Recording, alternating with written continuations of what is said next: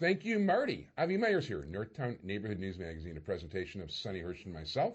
Dial us up on the World Wide Web at www. You don't have to type in the WWs anymore, ntnm.org, where at this point it could be 22,000, 23,000 shows have been watched.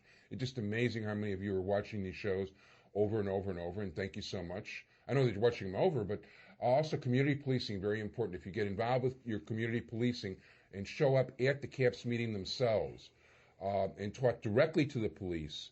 Talking directly to the police, whether you show up at the CAPS meetings or not, direct conversation with the police help keep neighborhoods safer. Having ongoing conversation means a lot. We urge you to do that. Sonny Hersh, our entire technical crew, is the chairman of the 24th District Advisory Committee. He's got a website at caps24.org where you can find where all the meetings are for West Rogers Park and Rogers Park. Throughout the city, you call 311 to get the various to get the site of the meetings that are near you. Want to say hi to Roy Johnson. Thank you so much for the nice comments. Hi to Karen and Pete for watching. Thank you so much. And at this point, it is a pleasure and privilege to introduce one of my most popular guests, somebody who's speaking of YouTube and being able to watch it on the web. His shows are consistently at the very top of who gets watched, and for very good reasons. It's a really, really fine overall guy. We want to thank Beth Kaufman and company for bringing him over today, and a special hi to Dave Drucker, too, who helped set things up. The Secretary of State of the State of Illinois, Jesse White. How are you? Good to see you. First of all, good to see you. And I actually we usually don't let people in except for the people you bring and all the rest of it, but I get so many requests from people, like next time you have Jesse White, could I be here? But things tend to get in the way, even though it's kind of nice. So I just, I send them the thing for when it's going to be on the web or the TV, and we go from there. So you're as active as always. You just came from a tumbling thing at Senn High School. Well, I did, but I was earlier. Well, last week I went down to the Cayman Islands with the tumbling team. Yeah. I took 10 energetic young people, and we showed the people there how high we could get without any roots, herbs, or spices. And on my way, I went over to an area, and on my way back, I decided to take a shortcut. And as it turned out, I normally tell people I'm a tumbler, not a stumbler. And as it turned out, I ended up being a stumbler. Ooh. And I hurt my elbow, my wrist, my hip, my shoulder, and, of course, my eye. And so I'm in a state of repair right now. Well, as I would say to any fellow lanceman, I want to wish you were a full shlemo, which in Hebrew basically means may you have a full and complete recovery in a big hurry. Thank you very much. And first of all, tell us what's new. What's new in the Secretary of State's office? Well, one of the things that we're proud of, and that is starting on January 1, we began the new teen driving program, where we are determined to help young people to get from point A to point B in a safe, responsible manner. New requirements. For example, a parent must spend 50 hours behind the wheel with their child, and of the 50 hours, 10 of those hours must be done at night. In the past, it would cover a period of 3 months. Now it covers a period of 9 months. It will give the driver an opportunity to drive during the fall, winter, and spring months. It gives a young person an opportunity to experience those adverse conditions. And then nighttime driving, we found, creates a big problem for our young drivers. Last year, they were able to drive up to 12 o'clock at night on weekends. This year, it's 11 o'clock on weekends. So that's been changed? Sure. And during the week last year was 11 o'clock during the week. Now it's 10 o'clock during the week. 3 exceptions. If by chance you're gainfully employed or you're involved with school-related activities, or if there's an emergency within the household, then you will be exempt from the nighttime driving restriction. We also found that when you have too many people in the car who are unrelated to you, it becomes a distraction to the driver. So right now, a young person getting their license can have only one unrelated person in the automobile with them for the first 1 year period of time. If you have more than one, then of course it creates a big problem for you. For example, if I'm driving to the park and I have a friend that I just picked up, and then halfway to the park I see 3 more of my friends, and I put them in the back of the car. If I'm stopped by a law enforcement officer, I'm going to get a ticket, and those 3 add-ons are going to get a ticket, and you will be held harmless because you're riding shotgun. You're the only authorized person in an automobile. Interesting. That actually sounds fair, too, which is not... It's fair, but let me share this with you, too. We have found that the car could be loaded with family members. family members don't create a distraction for the driver. It's normally when you're with your friends, speed up, let's pass this car, let's make a U-turn, let's go through the red light, let's go through the stop sign. Those things and more will cause this young driver to get himself into trouble.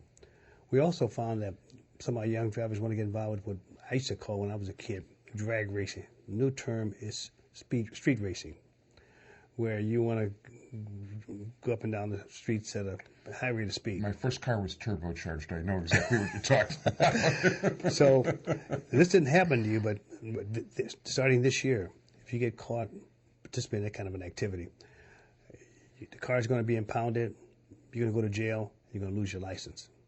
We also found that many of the young drivers, when they first get their license, they get a ticket, they keep it from their parents.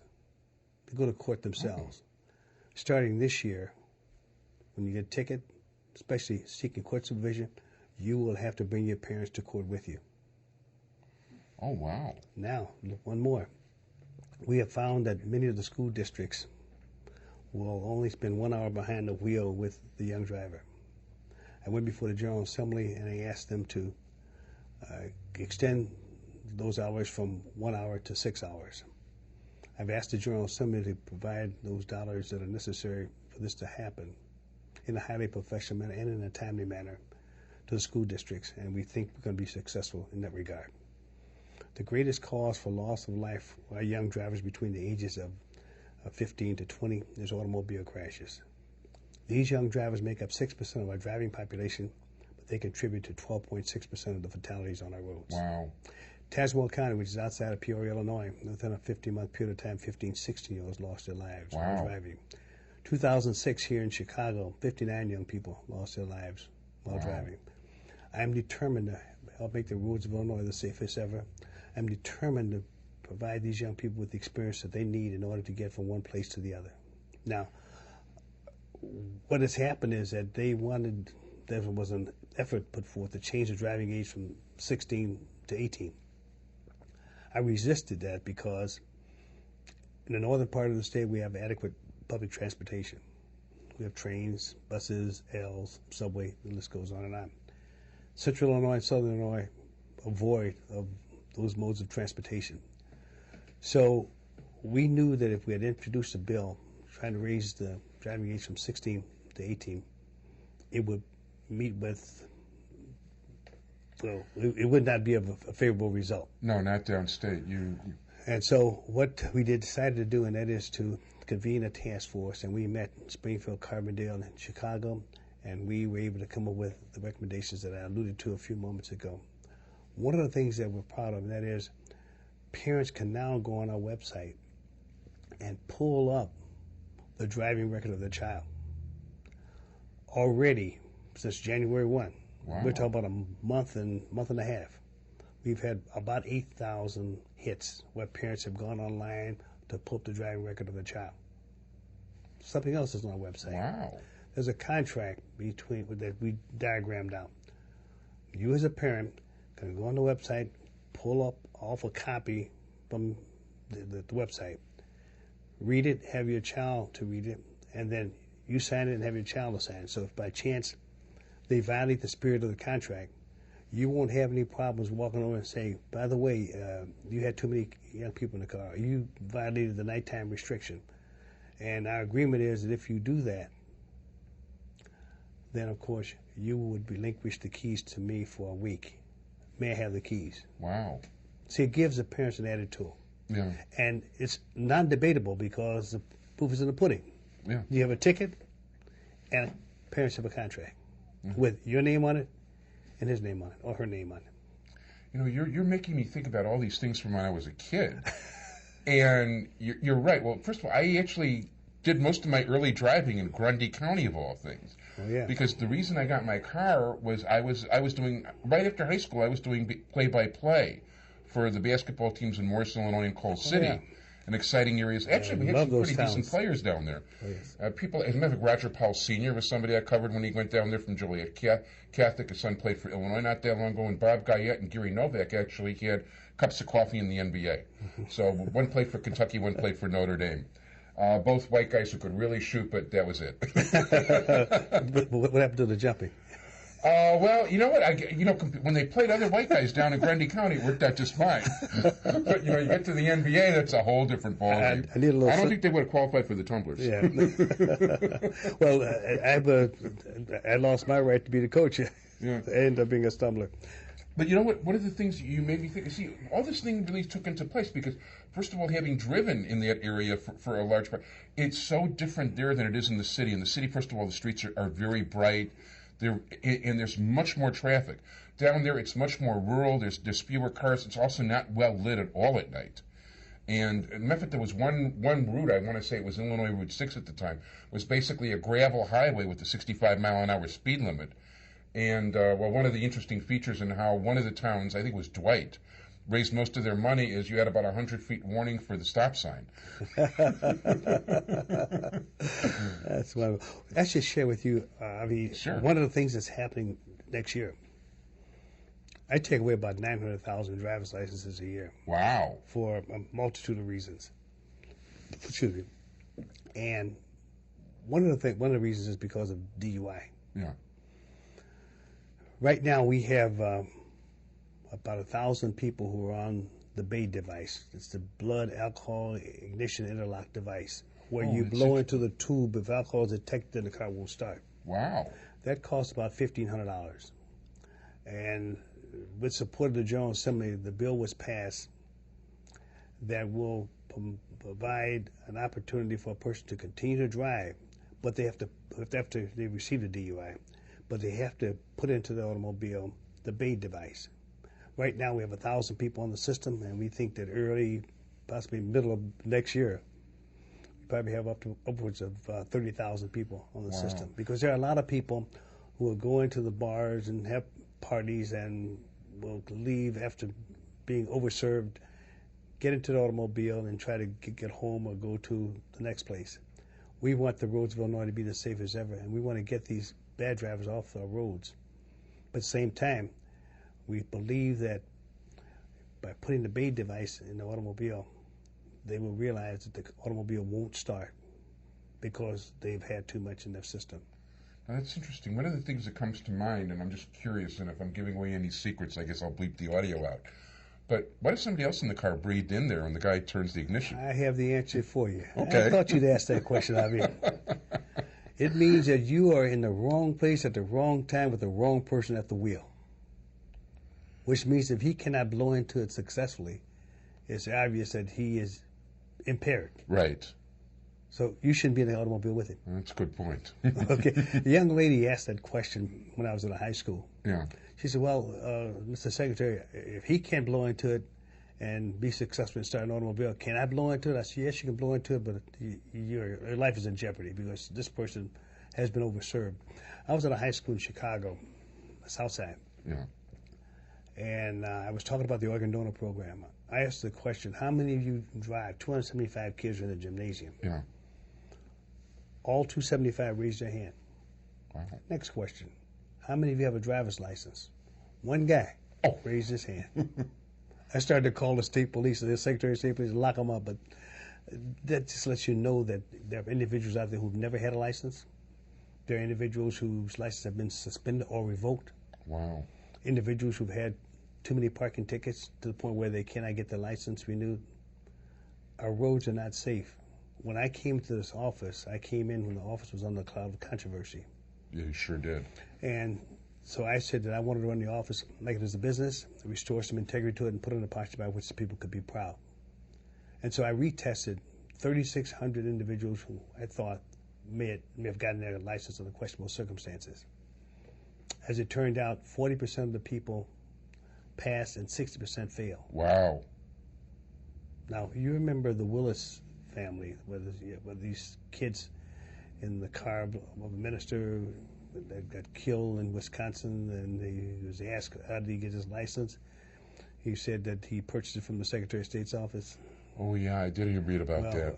I came in right during that time, and I committed myself then to running the office like it as a business, restoring some integrity to it, and putting in a posture by which the people could be proud, and that I would not allow my employees to buy fundraising tickets, sell fundraising tickets, or do political work, nor will I accept any money from my employees, nor will I accept any money from my employee's wife or my employee's husband. Because I believe that if you're doing a good enough job and you need some funds in order to get reelected, I believe that there are enough people of goodwill out there who will support you in that effort. No, I don't think there's any question about it. You know, now that I'm thinking also, I remember what that office was like in prior days and what the employees were in prior days. And now when I walk in there, everybody seems on a whole different level. I'm a former military man. I'm a former paratrooper with the 101st Airborne Division, and we don't take any prisoners. But I'm proud of the fact that we do have some wonderful people who work in the Secretary of State's office. Not only have they taken on the job, but they also have taken on the responsibility that goes with it. They're doing more with less. I run the largest Secretary of State office in the United States. I have a $380 million budget, 3,700 employees, and 136 facilities. I'm also the head librarian for the state of Illinois. 4,500 libraries. Really? You're in charge of that? 4,500 libraries come under my jurisdiction, and we distribute about $77 million a year in support of the libraries. Wow, I never knew that was part of your office. Yes, I'm also in charge of the literacy program, and we distribute $6.5 million a year to the literacy program, helping individuals to learn English as a second language, obtain their GED, and to become better educated and better informed, which means that they will become a better citizen and a better person, and they can help their children, and they can learn to read, write, and care for themselves. I also run the largest organ donor program in the country. We have 6.2 million Illinoisans have signed to become organ donors. I know you're a very big advocate. We talked about this on previous shows. Well, I mean, you got to give someone else a second chance in life. I ask that when you're alive and well, give blood. When you're no longer here, give organs. When you've done those two things, you'll make a positive impact upon society.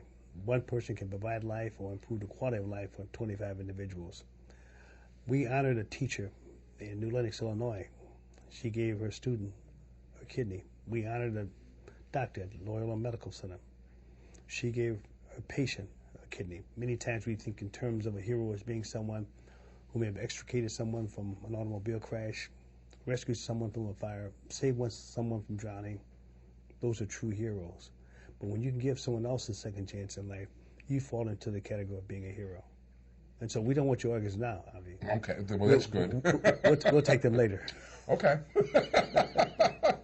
I may not be using them later. I don't know. That's why we'd like to use them. Okay. Very good. I just hope I don't wreck them too much for you in the meantime. Well, sometimes when we see some people who may have had too much to drink, we'll say, well, he looks like he's an organ donor, so we'll take any part of his body except the liver. Oh. So he'll only save 24 people. Yeah. 25 people really from, I mean, that's okay. You would know, that's for sure. Yeah, but there's something else I'd like to share with you, too, Sure. that we're really happy about. We have the disability placard, and they come in three forms, well, three different colors. The blue indicates that you are permanently disabled. The red, you are temporarily disabled. The green means that you are a transport of people who are disabled. We punch holes into the material to let law enforcement know the age of the person, the sex of the person. And we have found that there are a number of people who like to circumvent the system. For example, at the football games at Soldier Field, they want to take someone else's placard so they could park closer to the entrance to the stadium. Same thing out at the Raceway Park out in Joliet. Sometimes they park in downtown Chicago and some of the other communities at a meter. And you don't have to pay the meter if you have the disability placard. Oh. If you get caught the first time, it's a $500 fine. Wow. Oh, there's more. The second offense, it's a $750 fine, and you lose your license for 6 months. Wow. Third offense, $1,000 fine, and you lose your license for 1 year. We're talking about tough love here, but we're also talking about people who are really in violation of a common courtesy. It's a violation of all those of human decency for you who's able-bodied to take advantage of a situation that has been set up for someone who's truly disabled. Yeah, who really needs the help. I mean, believe me, my mother was that way, and I've got friends who were disabled also that I help. And there's no question that I think it's an extremely low thing of somebody who's able-bodied to be taking a handicapped space. There's no question about it. It's ugly. Yeah. It's ugly. So wow, that's definitely food for thought. Head librarian. So in terms of the library, I mean, what kind of involvement? I mean, you get books, or you just administer? Or? Well, I mostly administer the program. We have to go before the Illinois General Assembly to get the funds that I need in order to run the office and to be able to fund the various projects. Since you were talking about the library, we have a program within about 27 libraries called Project Next Generation, where we have recruited people from the community where the library is located. We have given them the resources in terms of computers, modems, scanners, the list goes on and on. And a lot of these young people have never been to the library, or have been there to the library for the first time, or individuals who have, young people who have not done well in school. And through this electronic media, we're able to teach these young people how to read, write, and become good students and good human beings. And so within these 27 libraries where we have Project Next Generation, we are putting kids back on the right track. We also have a robot. I think we have about 5 of them, and they are scattered throughout the state of Illinois. They go into the schools. It's a robot. It's called Toby Tire. And he will roll into the gymnasium, and the kids are, you see this tire rolling in, and the tire is talking, and there's music. You know, where is this coming from? Well, we have a person on one side of the room and a person on the other side of the room. One serves as the voice, and the other takes care of the mechanics. And I'm there, and I ask Toby, talking to the tire, what time should the young people arrive at the school bus loading zone? Mr. White, they should arrive at the school bus loading zone at least 5 minutes ahead of the arrival of the bus. What happens if they are encountered by a stranger? Oh, Mr. White, they should never talk with a stranger. They should go to the school bus loading zone and report the incident to the bus driver or the busee. What happens when the school bus arrives? Well, Mr. White, the young people should go on the bus holding the handrail, going one step up at a time. What happens once they are sitting on the bus? Well, Mr. White, they should talk in their inner voice. They should not talk in a loud voice because there may be an emergency and the driver would want to be able to communicate with them. And this goes on and on, talks about when you get off the bus, if you drop a book bag, a ball, a bat, do you go on the bus? No, you don't go on the bus. Let the bus clear the area. Then you retrieve the item, and never go in the back of the bus and wait for the arm to extend. Then look both ways before you cross. We're saving a lot of lives as a result of this program.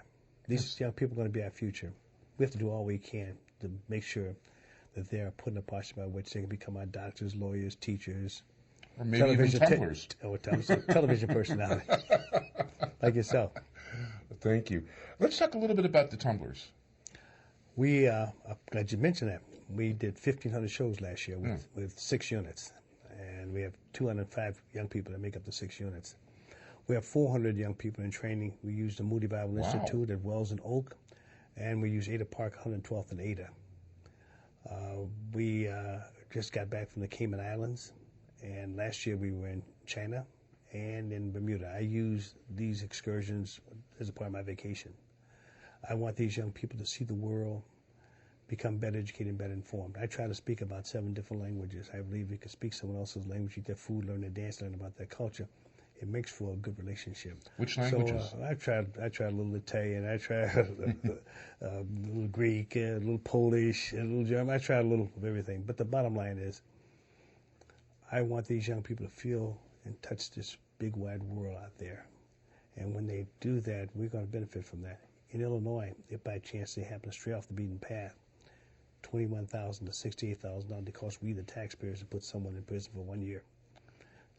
How much is that again? Between $21,000 to $68,000. Wow. I got that from the director of corrections. And then 83% of the people in prison today have not graduated from high school. So that speaks to making sure that our young people are in school on time every day and have one aim in mind, that's to get the best education possible. Because when that happens, we in society are the winners. Yeah. Sounds great, and it's really something that people look forward to, too. You make a lot of people happy with the Tumblers. It's quite a show. 1,500 shows with 6 units. 4th of July, each unit will do 6 shows. Wow. A combination of 6 shows, 3 shows, and 3 parades. Wow. 6 for each unit.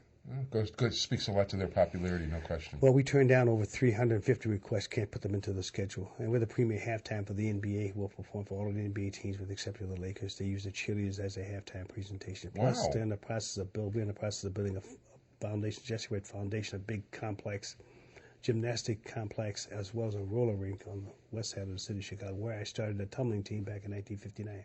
Wow. It's pretty impressive. More information to come. Okay. Well, we look forward to that. One of the things, you have so many roles and there's only half an hour to talk to you. But you know what? One of the things you do too, and it's amazing that you're able to stay above all the muck and stuff, is you're also the ward committeeman of your ward. Yes. The ward committeeman consists of representing 60,000 people. I am the official representative of the 27th Ward. Alderman Burnett is my alderman. Walter Burnett, yeah. Burnett is my alderman. And you have two committeemen. You have a Republican committeeman and you have a Democratic committeeman. We set up the polling places. We establish the precinct captains. We endorse the various candidates. We pass out materials. We're supposed to inform our constituents as to when election is going to take place and make a recommendation as to who we think they should support. That's a recommendation. Right. No, I understand that. And well, let me ask you, because things. I mean, you are extraordinarily popular in and of yourself, besides for any political thing. So a lot of people are having trouble with bodies now because the rules have changed in politics and all the rest of it. Although you've never really you didn't make any of your employees do anything anyway. No. So did you have a manpower shortage this time, like a lot of people did, or? No. We've done quite well. We've done quite well with the individuals who are precinct captains and co-captains and precinct workers. Just glad to be a part of the organization. No, I can see that. Listen, people like being around you, that's for sure, and it's always a kick when you're here too. Well, I also like the idea that when you take on a job, you take on responsibility that goes with it. If you say you want to be holding a specific position, I think that you have to be there and function like you want to be there, and in a manner which they can be proud. Yeah. No, and I don't think there's any question, and I think, you're just a natural, good personality that people want to be around. As a matter of fact, first of all, I'm so grateful that you're able to make it, and that today it was very short. I started doing this whole thing today 3 days in advance, so, because I was so caught up in the election, and I put out Jewish Chicago also, so, matter of fact, 2 years ago when you ran, I think one of the pictures on the cover was you. Oh, yeah, yes. So. Yeah. But see, I eat the gefilte fish, the crop lot, and I spin the dreidel. I do a lot of things. Plus, we do about 12 bar mitzvahs and bat mitzvahs every year. What, with the tumblers? Yes, right after the lighting of the candles, that's when we do our thing. Wow, very cool. Yes. So I'm a good landsman. No, definitely you're a good landsman, no question about it. And I know you've got good landsmen like Dave Drucker and Beth Kaufman also in your office. It's called La Familia, family. Also, I hate to say it, I want to thank Jim Nelly for actually not being able to be here today, because he was originally the person who was going to be here to review the election. And, if I had to call somebody to, I figured, like, who am I going to get with 3 days to go? Well, why not gamble? Why not try to do this right? So I called Dave Drucker, and thank God I guess you were up by Sen, and it was worked out for your schedule, and we're so grateful. Yes, we performed at Sen High School today, and it was a very warm reception that they gave us. It was just one of our better shows. Yeah, actually, that I believe in. I'm very much looking forward to seeing how many hits you get on the web this time, because when you were on before, we actually dragged shows from before we were doing it to put them on the web, so it didn't get publicized at all. Now that we've got more of a publicity machine in order, and Beth, please give me your email so you'll get to have this stuff. At this point, really, if people want to contact you or whatever, we're almost out of time here. Well, first of all, there's several things. Jesse White, we only have about 30 seconds. Okay, period. 312-814-2576. 814-2576. That's 312. Yeah. And then, of course, Tumbling Team, www.jessewhitetumblingteam.com. Or if they want to sign up to become an organ donor, lifegoeson.com. Okay. Okay, or if they want to sign up, then, of course, it's 1-800-210-2106. That's by use of the telephone. Yeah. So we are readily available. At this point, they're actually going to literally cut us off in a minute, so we may not have a beginning to the show, but I want to thank my entire technical crew, Sonny Hersh.